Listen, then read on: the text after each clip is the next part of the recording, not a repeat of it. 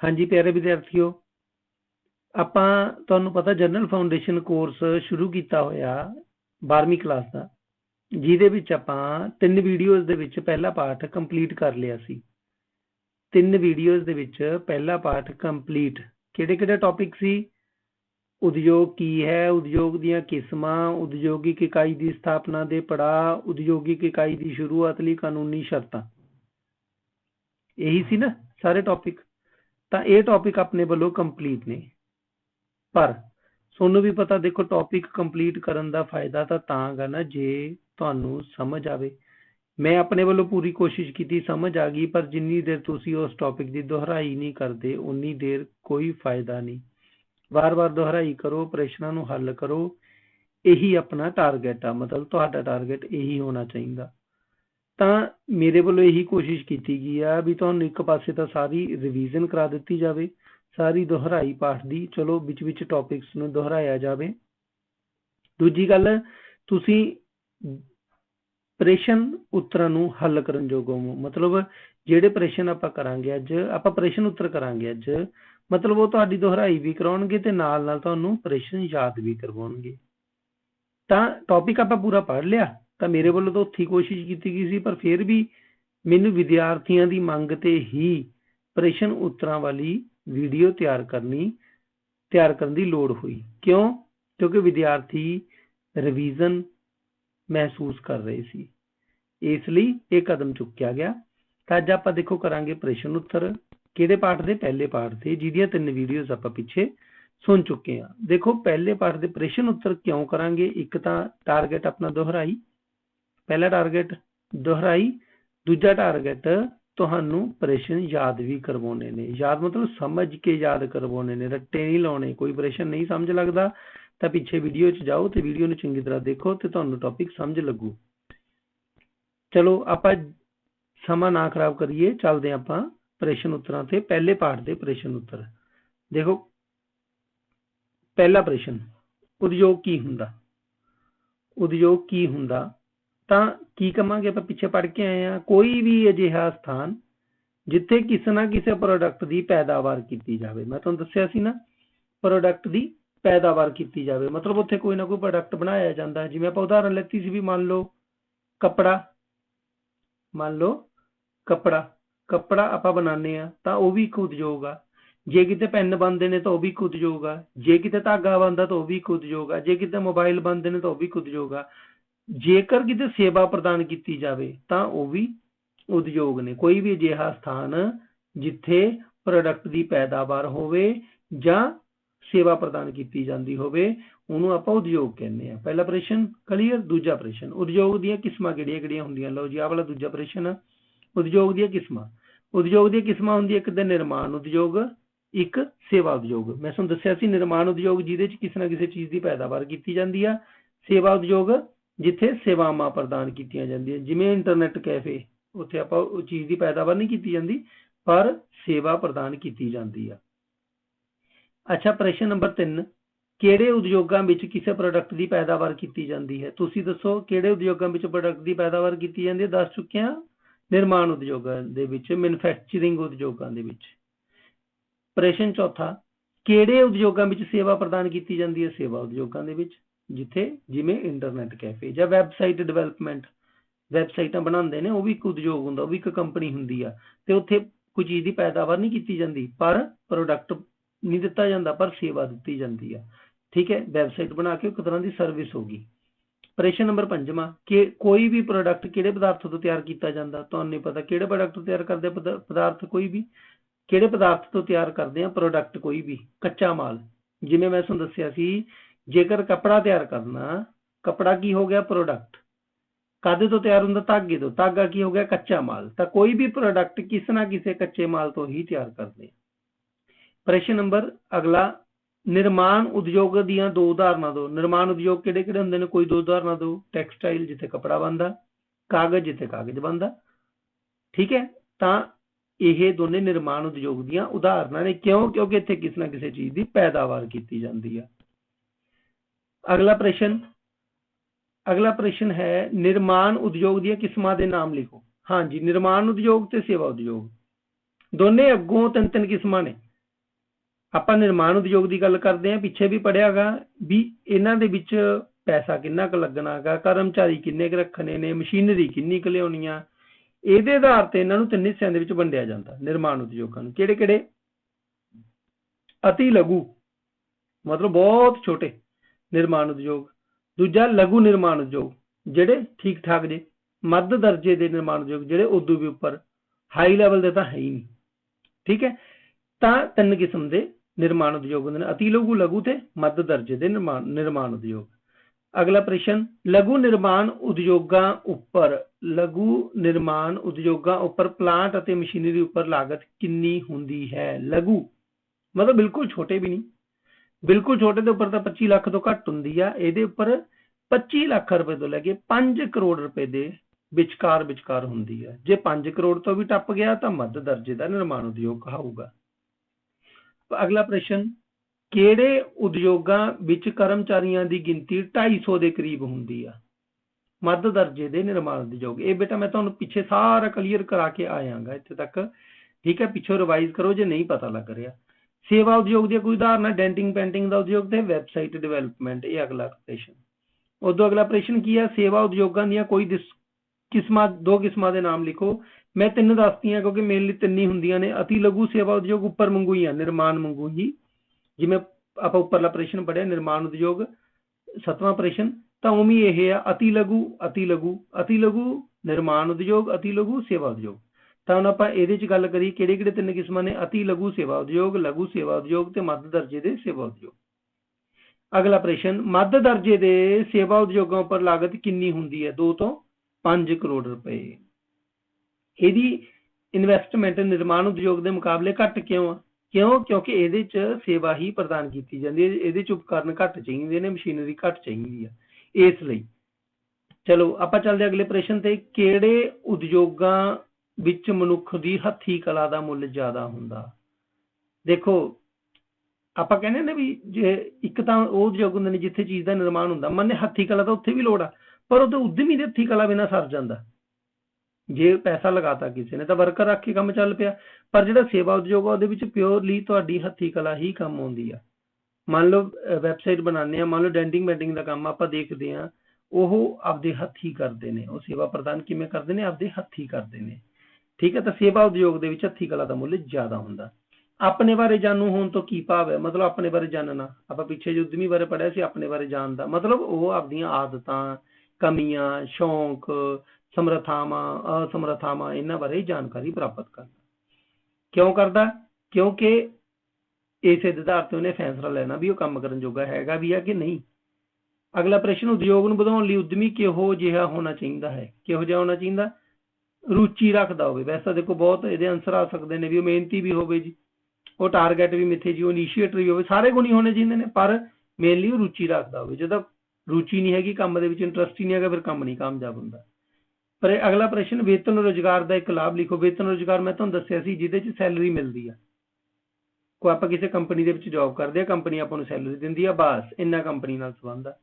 ਤਾਂ ਇਹਦਾ ਫਾਇਦਾ ਕੀ ਹੈ? ਇਹਦੇ ਚ ਕੋਈ ਰਿਸਕ ਨਹੀਂ ਹੁੰਦਾ। ਦੇਖੋ ਤੁਹਾਡਾ ਤਾਂ ਕੋਈ ਪੈਸਾ ਨਹੀਂ ਲੱਗਿਆ, ਕਿਸੇ ਬੰਦੇ ਦਾ ਪੈਸਾ ਲੱਗਿਆ ਵਾ, ਤੁਸੀਂ ਕੰਮ ਕਰਕੇ ਆ ਜਾਣਾ, ਤੁਹਾਨੂੰ ਤਨਖਾਹ ਮਿਲ ਜਾਂਦੀ ਹੈ। ਘਾਟਾ ਪਿਆ ਤਾਂ ਉਹ ਬੰਦੇ ਨੂੰ ਪਿਆ, ਵਾਧਾ ਪਿਆ ਤਾਂ ਉਹ ਬੰਦੇ ਨੂੰ ਹੋਇਆ। ਤਾਂ ਅਗਲਾ ਪ੍ਰਸ਼ਨ, ਉਦਮੀ ਪੈਸੇ ਦਾ ਪ੍ਰਬੰਧ ਕਿੱਥੋਂ ਕਰਦਾ? ਨਿੱਜੀ ਸੋਮੇ ਮਤਲਬ ਆਪਦੇ ਕੋਲੋਂ, ਨਿੱਜੀ ਪੂੰਜੀ ਮਤਲਬ ਆਪਦੇ ਕੋਲੋਂ, ਜਿਹੜੀ ਪੈਸੇ ਪੂਸੇ ਪਏ ਨੇ, ਕੋਈ ਬੈਂਕ ਬੈਲੈਂਸ ਪਿਆ ਹੁੰਦਾ, ਕੋਈ ਪ੍ਰਾਪਰਟੀ ਪਈ ਹੁੰਦੀ ਹੈ, ਬੈਂਕ ਲੋਨ ਜਿਹੜੇ ਬਚ ਜਾਂਦਾ ਉਹ ਕਰਜ਼ਾ ਲੈ ਲੈਂਦਾ।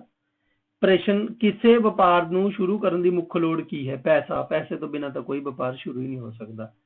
ਪ੍ਰਸ਼ਨ, ਅਗਲਾ ਪ੍ਰਸ਼ਨ, ਪੂੰਜੀ ਵਿੱਚ ਕਿਹੜੀ ਰਾਸ਼ੀ ਸ਼ਾਮਿਲ ਹੁੰਦੀ ਹੈ? ਪੂੰਜੀ ਵਿੱਚ ਨਿੱਜੀ ਖਾਤੇ ਵਿੱਚ ਮੌਜੂਦ ਰਾਸ਼ੀ ਤੇ ਮਿੱਤਰਾਂ ਤੋਂ, ਕੋਈ ਆਪਦੇ ਦੋਸਤ ਮਿੱਤਰ ਰਿਸ਼ਤੇਦਾਰਾਂ ਤੋਂ ਆਪਾਂ ਲੈ ਲੈਣਾ ਪੈਸਾ, ਉਹ ਵੀ ਵਿੱਚ ਸ਼ਾਮਿਲ ਹੁੰਦਾ। ਅਗਲਾ ਪ੍ਰਸ਼ਨ, ਉਦਮੀ ਦੁਆਰਾ ਸ਼ੁਰੂ ਕੀਤੇ ਜਾਣ ਵਾਲੇ ਉਦਯੋਗ ਦਾ ਆਕਾਰ ਮਤਲਬ ਉਦਯੋਗ ਕਿੱਡਾ ਕੁ ਹੋਵੇ, ਕਿਸ ਤੱਤ ਉੱਪਰ ਨਿਰਭਰ ਕਰਦਾ? ਪੈਸੇ ਉੱਪਰ। ਜਿੰਨਾ ਪੈਸਾ ਲਗਾਉਂਗੇ ਉਹਨਾਂ ਉਦਯੋਗ ਵੱਡਾ ਬਣ ਸਕਦਾ। ਅਗਲਾ ਪ੍ਰਸ਼ਨ, ਜੇ ਉਦਮੀ ਕੋਲ ਪੈਸਾ ਵੱਧ ਹੋਵੇਗਾ ਤਾਂ ਕੀ ਹੋਵੇਗਾ? ਵੱਡਾ ਵਪਾਰ ਸ਼ੁਰੂ ਕਰੂਗਾ ਜਾਂ ਉਦਯੋਗ ਸ਼ੁਰੂ ਕਰੂਗਾ। ਪ੍ਰਸ਼ਨ, ਪੈਸੇ ਦੀ ਮੌਜੂਦਗੀ ਕਿੰਨੇ ਸਮੇਂ ਲਈ ਮਾਪੀ ਜਾਂਦੀ ਹੈ? ਲੰਬੇ ਸਮੇਂ ਲਈ। ਪੈਸਾ ਇਹ ਨਾ ਦੇਖੋ ਵੀ ਅੱਜ ਹੈਗਾ ਕਰੋੜ ਰੁਪਇਆ ਲਾਤਾ, ਉਦੋਂ ਬਾਅਦ ਅਗਲੇ ਮਹੀਨੇ ਖਰਚਾ ਨਹੀਂ ਨਿਕਲਣਾ। ਜੇ ਕਮਾਈ ਨਾ ਹੋਈ ਤਾਂ ਉਨਾ ਕੁ ਪੈਸਾ ਲਗਾਓ ਪੈਸੇ ਦੀ ਇਹ ਸੋਚ ਕੇ ਚੱਲੋ ਵੀ ਆਪਾਂ ਨੂੰ ਲੰਬਾ ਸਮਾਂ ਚਾਹੀਦਾ, ਮੰਨ ਲਓ 2-3 ਸਾਲ ਤਾਂ ਨਿਕਲਣ, ਘੱਟੋ ਘੱਟ ਜ਼ਰੂਰੀ ਥੋੜੀ ਆ ਵੀ ਵਪਾਰ ਉਸੇ ਵੇਲੇ ਚੱਲ ਪਊ ਜਦੋਂ ਸ਼ੁਰੂ ਕਰ ਲਿਆ ਉਦਯੋਗ ਉਸੇ ਵੇਲੇ ਚੱਲ ਪਊਗਾ। ਤਾਂ ਪੈਸੇ ਦੀ ਮੌਜੂਦਗੀ ਕਿੰਨੇ ਸਮੇਂ ਲਈ ਮਾਪੀ ਜਾਂਦੀ ਆ? ਲੰਬੇ ਸਮੇਂ ਲਈ। ਅਗਲਾ ਪ੍ਰਸ਼ਨ, ਵਪਾਰ ਦੀ ਪੱਧਰ ਅਤੇ ਕਿਸਮ ਕਿਸ ਤੱਤ ਉੱਪਰ ਨਿਰਭਰ ਕਰਦੀ ਹੈ? ਵਪਾਰ ਕਿਸ ਕਿਸਮ ਦਾ ਕਰਨਾ, ਉਦਯੋਗ ਕਿਸ ਕਿਸਮ ਦਾ ਕਰਨਾ, ਕਿਹੜੇ ਪੱਧਰ ਦਾ ਕਰਨਾ, ਉੱਚ ਪੱਧਰ ਦਾ ਕਰਨਾ, ਨੀਵੇਂ ਪੱਧਰ ਦਾ ਕਰਨਾ, ਇਹ ਸਾਰਾ ਕੁਝ ਪੈਸੇ ਤੇ। ਅੱਛਾ, ਅਗਲਾ ਪ੍ਰਸ਼ਨ, ਵਪਾਰਿਕ ਹੋਰ ਵੀ ਵੈਸੇ ਕਈ ਪੱਖ ਹੁੰਦੇ ਨੇ ਜਿਹਦੇ ਤੇ ਵਪਾਰ ਦੀ, ਪਰ ਮੁੱਖ ਪੱਖ ਕੀ ਆ? ਪੈਸਾ। ਵਪਾਰਿਕ ਵਾਤਾਵਰਣ ਤੋਂ ਕੀ ਭਾਵ ਆ? ਵਪਾਰਿਕ ਵਾਤਾਵਰਣ ਮਤਲਬ ਵਪਾਰ ਦੇ ਨਾਲ ਸੰਬੰਧਿਤ ਨਿਯਮ ਕੀ ਨੇ, ਨੀਤੀਆਂ ਕੀ ਨੇ, ਪਾਲਿਸੀਆਂ ਕੀ ਨੇ, ਸਰਕਾਰੀ ਸਿਸਟਮ ਕੀ ਆ, ਸਰਕਾਰ ਦੀਆਂ ਕੰਡੀਸ਼ਨਸ ਕੀ ਨੇ, ਇਹ ਵਪਾਰਿਕ ਵਾਤਾਵਰਣ ਆ।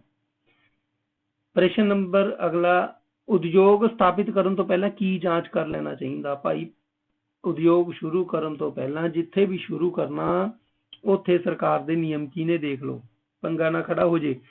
ਲਾਇਸੈਂਸ ਲੈਣ ਲਈ ਸ਼ਰਤਾਂ ਕੀ ਨੇ, ਠੀਕ ਹੈ, ਉੱਥੇ ਮਾਰਕੀਟ ਹੈਗੀ ਹੈ ਨੇੜੇ ਤੇੜੇ, ਇਹੋ ਜਿਹਾ ਕਈ ਗੱਲਾਂ ਨੂੰ ਜਾਂਚ ਲਓ। ਅਗਲਾ ਪ੍ਰਸ਼ਨ, ਉਦਮੀ ਨੂੰ ਲਾਇਸੈਂਸ ਲੈਣ ਲਈ ਕੀ ਕਰਨਾ ਪੈਂਦਾ? ਫਾਰਮ ਭਰ ਕੇ ਦਿੰਦਾ, ਲਾਇਸੈਂਸ ਲਈ ਸੰਬੰਧਿਤ ਕਾਗਜ਼ ਮਿਲ ਜਾਂਦਾ ਜੇ ਵੈਲਿਡ ਹੋਵੇ, ਜੇ ਉਹਦਾ ਕੰਮ ਸਹੀ ਹੈ ਤਾਂ। ਪ੍ਰਸ਼ਨ ਅਗਲਾ, ਵਪਾਰਿਕ ਵਾਤਾਵਰਣ ਦੀ ਜਾਂਚ ਕਿਉਂ ਜ਼ਰੂਰੀ ਹੈ? ਕਿਉਂ? ਕਿਉਂਕਿ ਉਹ ਇਹ ਚੈੱਕ ਕਰ ਲੇ, ਪਾਲਿਸੀਆਂ ਵਗੈਰਾ ਚੈੱਕ ਕਰ ਲੇ, ਕਿਉਂਕਿ ਫਿਰ ਉਹ ਕਾਨੂੰਨ ਦੇ ਦਾਇਰੇ ਦੇ ਅੰਦਰ ਰਹਿ ਕੇ ਕੰਮ ਸ਼ੁਰੂ ਕਰ ਸਕਦਾ।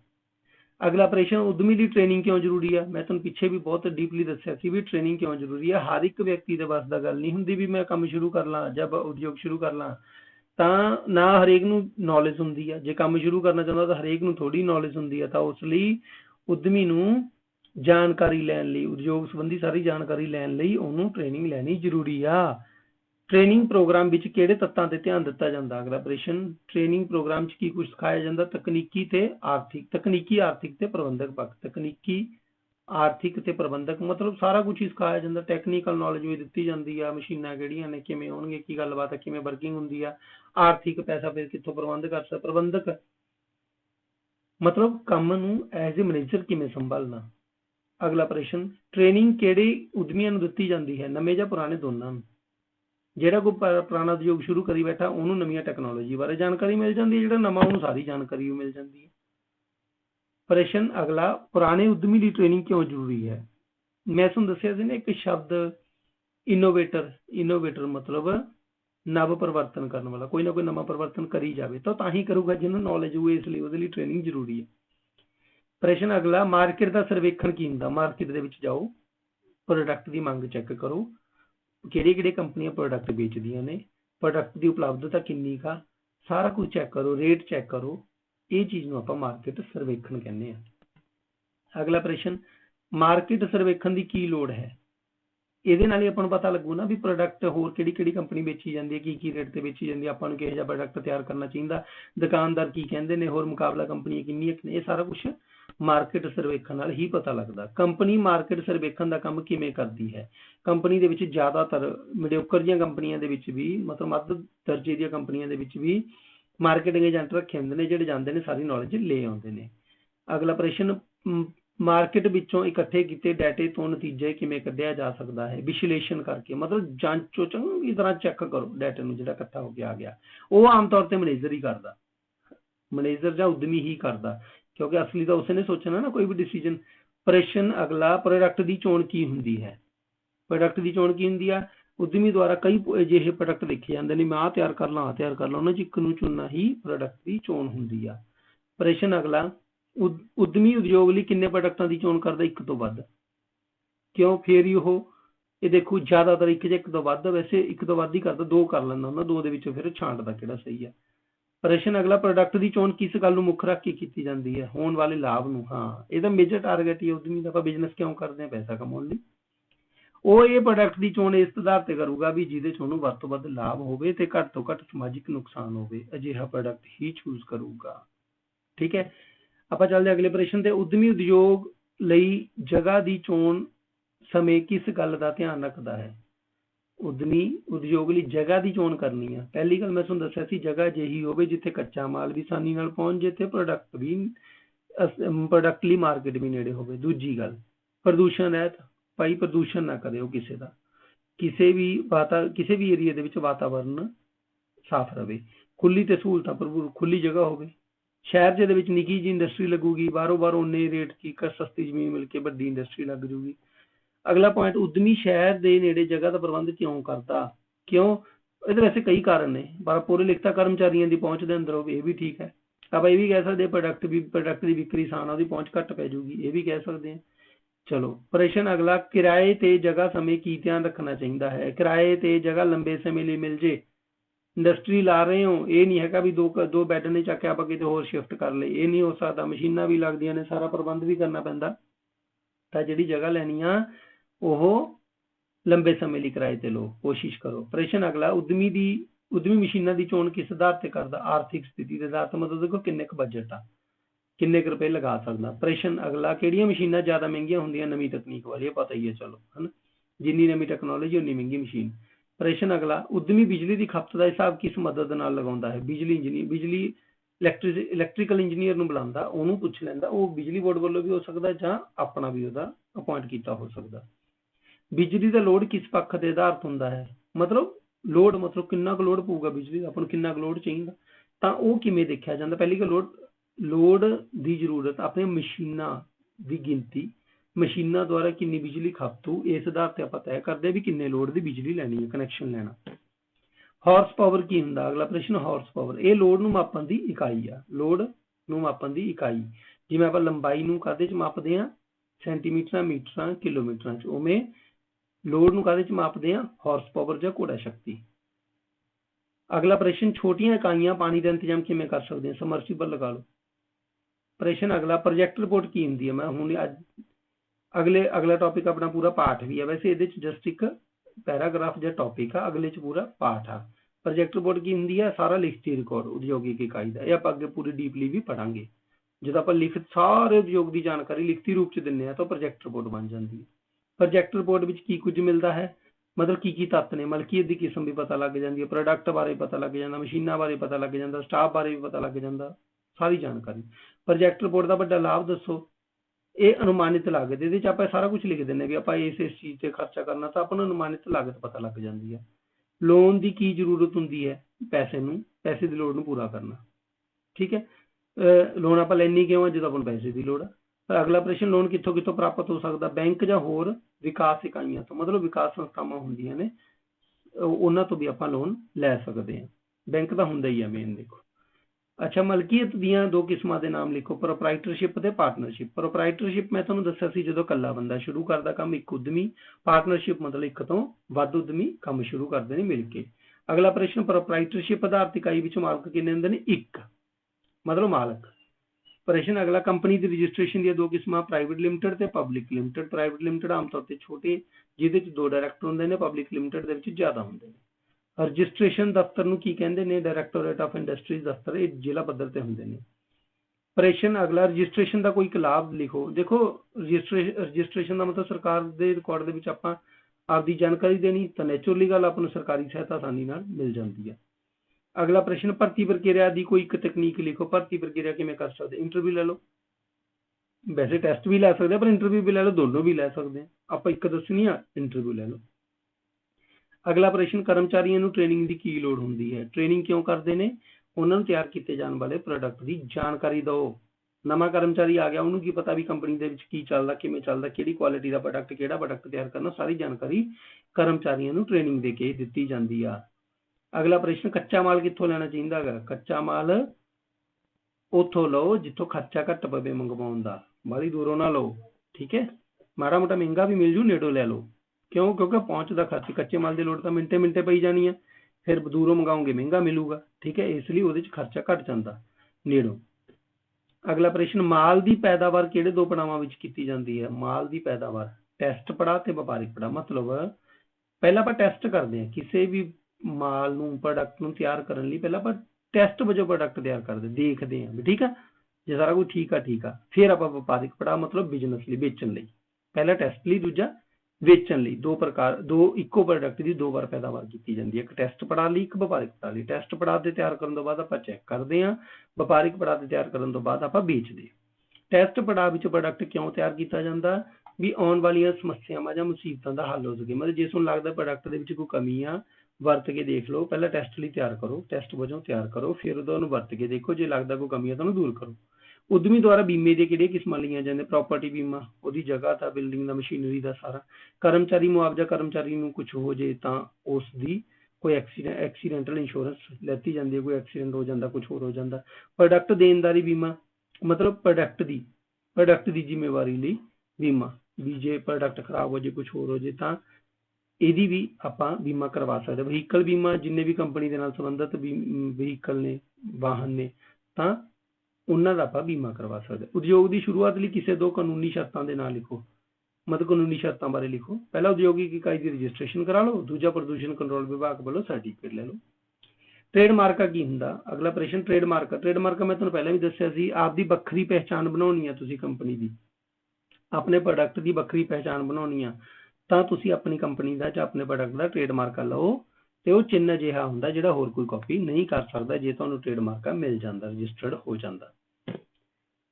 ਅਗਲਾ ਪ੍ਰਸ਼ਨ, GST ਦਾ ਪੂਰਾ ਨਾਮ ਲਿਖੋ। GST ਇੱਕ ਟੈਕਸ ਦੀ ਪ੍ਰਣਾਲੀ ਆ। ਟੈਕਸ ਮਤਲਬ ਆਪਾਂ ਟੈਕਸ ਦਿੰਦੇ ਆ ਜਿਹੜਾ ਸਰਕਾਰ ਨੂੰ, ਮਤਲਬ ਟੈਕਸ ਵਿਭਾਗ ਨੂੰ ਜਿਹੜਾ ਆਪਾਂ ਟੈਕਸ ਦਿੰਦੇ ਆ, ਤਾਂ ਉਹ ਟੈਕਸ ਇੱਕ ਪ੍ਰਣਾਲੀ ਹੈ GST, ਜਿਹੜੀ ਨਵੀਂ ਸ਼ੁਰੂ ਹੋਈ ਆ। ਤੇ ਇਹਦਾ ਪੂਰਾ ਨਾਮ ਕੀ ਹੈ? Goods and service tax. Goods and service tax, ਵਸਤੂਆਂ ਅਤੇ ਸੇਵਾਵਾਂ ਟੈਕਸ। ਪ੍ਰਸ਼ਨ ਅਗਲਾ, ਉਦਯੋਗਪਤੀਆਂ ਦੁਆਰਾ ਵਪਾਰ ਲਈ ਕਿਹੜਾ ਖਾਤਾ ਖੁਲਵਾਇਆ ਜਾਂਦਾ? ਦੇਖੋ, ਆਮ ਤਾਂ ਤੁਸੀਂ ਜਾਣਦੇ ਹੋ, ਬੈਂਕ ਦੇ ਵਿੱਚ ਤੁਸੀਂ ਕਿਹੜਾ ਖਾਤਾ ਖੁਲਾਉਂਦੇ ਹੋ? Saving account. ਤੁਸੀਂ ਬੈਂਕ ਦੇ ਵਿੱਚ ਜਾ ਕੇ ਕਹਿੰਦੇ ਹੋ ਮੇਰਾ ਜੀ ਬਚਤ ਖਾਤਾ ਖੋਲ ਦਿਓ, ਬਚਤ ਖਾਤਾ ਖੋਲ ਦਿਓ। ਪਰ ਜਿਹੜੇ ਉਦਯੋਗਪਤੀ ਨੇ ਜਾਂ ਵਪਾਰੀ ਨੇ, ਉਹ ਜ਼ਿਆਦਾਤਰ ਕਿਹੜਾ ਖਾਤਾ ਖੁਲਾਉਂਦੇ ਨੇ? ਚਾਲੂ ਖਾਤਾ, ਕਰੰਟ ਅਕਾਊਂਟ ਕਹਿੰਦੇ ਨੇ ਇਹਨੂੰ, ਕਰੰਟ ਅਕਾਊਂਟ। ਇੱਕ ਬੜੀ ਇੰਪੋਰਟੈਂਟ ਗੱਲ ਹੈ, ਤੁਹਾਡੇ ਲਈ ਕੰਮ ਦੀ ਆ, ਵੈਸੇ ਜਰਨਲ ਨੌਲੇਜ ਵਜੋਂ ਵੀ। ਪ੍ਰਸ਼ਨ, ਚਾਲੂ ਖਾਤੇ ਅਤੇ ਜਮ੍ਹਾਂ ਖਾਤੇ ਵਿੱਚ ਇੱਕ ਅੰਤਰ ਲਿਖੋ। ਦੇਖੋ, ਚਾਲੂ ਖਾਤਾ ਉਹ ਹੁੰਦਾ ਜਿਹਦੇ ਵਿੱਚ ਜਿੰਨੀ ਵੀ ਰਾਸ਼ੀ ਪਈ ਹੋਵੇ ਉਹਦੇ ਉੱਪਰ ਖਾਤਾ ਧਾਰਕ, ਮਤਲਬ ਜਿਹਦਾ ਖਾਤਾ ਗਾ, ਉਹਨੂੰ ਕੋਈ ਵਿਆਜ ਨਹੀਂ ਮਿਲਦਾ। ਪਰ ਜਿਹੜੀ ਸੇਵਿੰਗ ਖਾਤਾ ਜਾਂ ਜਮ੍ਹਾਂ ਖਾਤਾ ਗਾ, ਉਹਦੇ ਵਿੱਚ ਵਿਆਜ ਅਲੱਗ-ਅਲੱਗ ਹੋ ਸਕਦਾ ਬੈਂਕ ਮੁਤਾਬਕ, ਪਰ ਵਿਆਜ ਮਿਲਦਾ ਜ਼ਰੂਰ ਆ। ਇਹ ਦੋਨਾਂ ਦੇ ਵਿੱਚ ਫਰਕ ਆ। ਪਰ ਦੇਖੋ, ਜੇ ਆਪਾਂ ਕਹੀਏ ਵੀ ਵਿਆਜ ਨਹੀਂ ਮਿਲਦਾ, ਫਿਰ ਕਰੰਟ ਅਕਾਊਂਟ ਖੁਲਾਉਂਦਾ ਕਿਉਂ ਆਦਮੀ? ਉਹ ਤਾਂ ਖੁਲਾਉਂਦਾ ਕਿਉਂਕਿ ਕਰੰਟ ਅਕਾਊਂਟ ਦੇ ਵਿੱਚ ਬਹੁਤ ਵੱਡੀ ਗਿਣਤੀ ਦੇ ਵਿੱਚ ਟ੍ਰਾਂਜੈਕਸ਼ਨਸ ਕਰਨ ਦੀ ਆਗਿਆ ਦਿੱਤੀ ਜਾਂਦੀ ਹੈ, ਮਤਲਬ ਟ੍ਰਾਂਜੈਕਸ਼ਨਸ ਕਰ ਸਕਦਾ ਕੋਈ ਵੀ ਉਦਮੀ, ਟ੍ਰਾਂਜੈਕਸ਼ਨਸ ਕਰ ਸਕਦਾ ਜਿਹਦਾ ਕਰੰਟ ਅਕਾਊਂਟ ਹੋਵੇ। ਇਹੀ ਫਰਕ ਆ ਦੋਨਾਂ ਦੇ ਵਿੱਚ। ਤੇ ਇਸੇ ਨਾਲ ਹੀ ਆਪਣੇ ਸਾਰੇ ਪ੍ਰਸ਼ਨ ਖਤਮ ਹੁੰਦੇ ਨੇ। ਪਹਿਲੇ ਪਾਠ ਦੇ ਸਾਰੇ ਪ੍ਰਸ਼ਨ ਖਤਮ ਨੇ। ਤੇ ਬਾਕੀ ਤੁਹਾਨੂੰ ਪਤਾ ਹੀ ਆ, ਜੇਕਰ ਕਰੀਅਰ ਜਾਂ ਵਿਦਿਅਕ ਵਿਸ਼ਿਆਂ ਨਾਲ ਸੰਬੰਧਿਤ ਕੋਈ ਵੀ ਵੀਡੀਓ ਜਲਦੀ ਤੋਂ ਜਲਦੀ ਪ੍ਰਾਪਤ ਕਰਨਾ ਚਾਹੁੰਦੇ ਹੋ ਤਾਂ ਚੈਨਲ ਨੂੰ ਸਬਸਕ੍ਰਾਈਬ ਜ਼ਰੂਰ ਕਰੋ, ਤਾਂ ਜੋ ਤੁਹਾਡੇ ਕੋਲ ਨੋਟੀਫਿਕੇਸ਼ਨ ਸਹੀ ਸਮੇਂ ਤੇ ਆ ਸਕੇ। ਧੰਨਵਾਦ।